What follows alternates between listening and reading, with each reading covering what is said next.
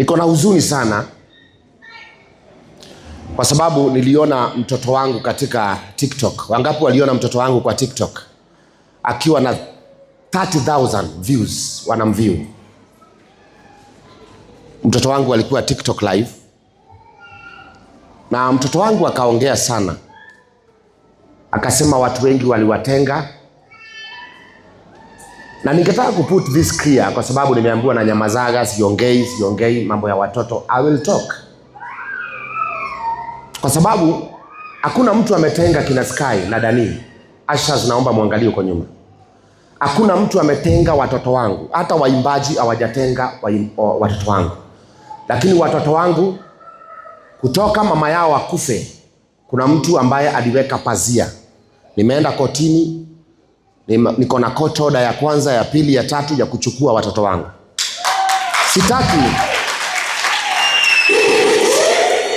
Sitaki kutumia vita. Otherwise mimi mwenyewe ni guni. Nikiamua kuchukua hawa watoto, nitawachukua na nitapigana huko na nitatoa watu wote wakaone tukachukua watoto.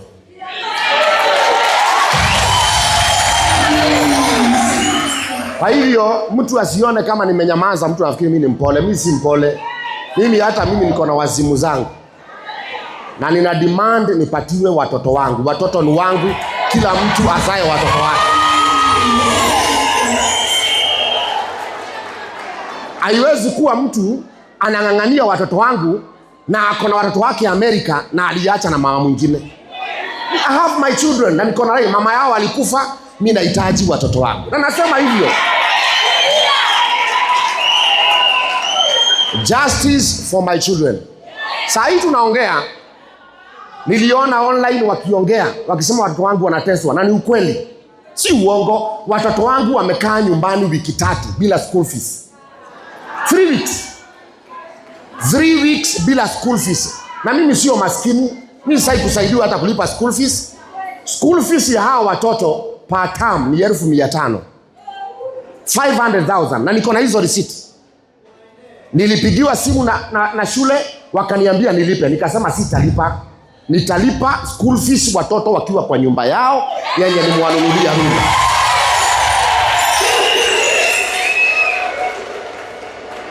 Nimenunua nyumba iko Runda. Mimi sikai Runda. Mimi nakaa hapa Chokaa.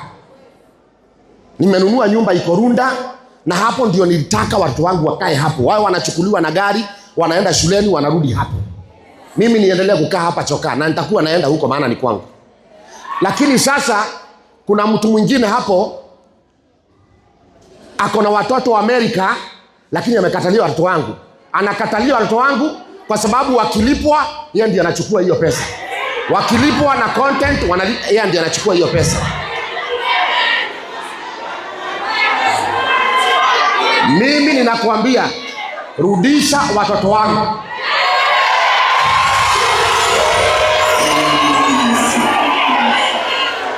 Na kama unataka kuona wazimu yangu, endelea kukaa na watoto wangu.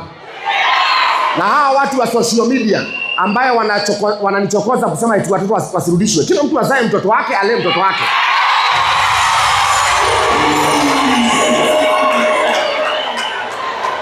Hata nyoka inakaa na watoto wake. Hata malaya anakaa na mtoto wake. Hata mwendawazimu anakaa na mtoto wake. Kwa hivyo niruhusiwe nikae na watoto wangu.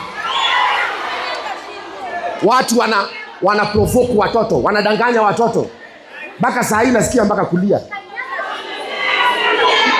Nasikia mpaka uchungu katika I'm feeling mpaka nasikia kulia katika.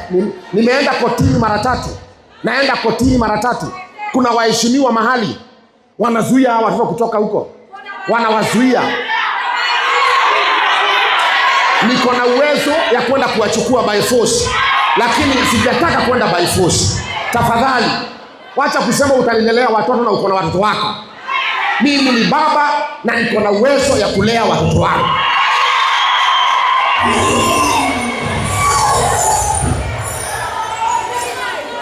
Unasikia mpaka kulia katika wakati naona huyo mtoto anaingia katika TikTok live, anadanganyana live, anasema anaendelea vizuri. Ni mtoto mgani anaendelea vizuri na ameweka kucha, hayuko shuleni? Mnaona sky ni kuharibika, anaharibika. Kila mtu anaona sky ni kwenda, anaenda kuharibika. Lakini si watu wanasema nyamaza, nyamaza, nyamaza. Mtafurahia wakati mtasikia mtoto wangu amezaa. Watu watafurahia wakisikia mtoto wangu amezaa ama destiny yake imeharibika. Na niko hapa na niko na uwezo wa kuongea. Social media wameongea. Mimi sitanyamaza tena. Wanirudishie watoto wangu wote wawili.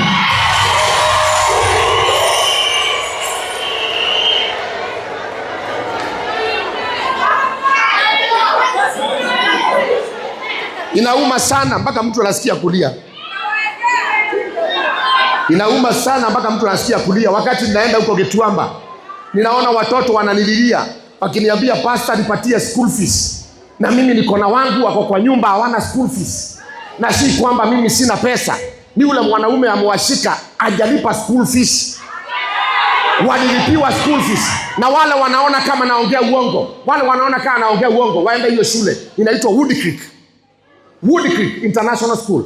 Waulize kama watoto walikuwa wamefukuzwa. Watoto wamefukuzwa 3 weeks. Wamekaa kwa nyumba. Baada ya social media kupiga kelele. Baada ya msichana mmoja ako UK anaitwa Shiro Stewart. Alipoanza kupiga kelele, maana mimi si kwa saa kuongea. Alipoanza kupiga kelele, hawa watoto wakalipiwa shule na serikali. Deputy President wa Kenya ndiye alilipa 400,000. Mimi sasa kulipiwa school fees, nataka watoto wangu nitajilipia school fees.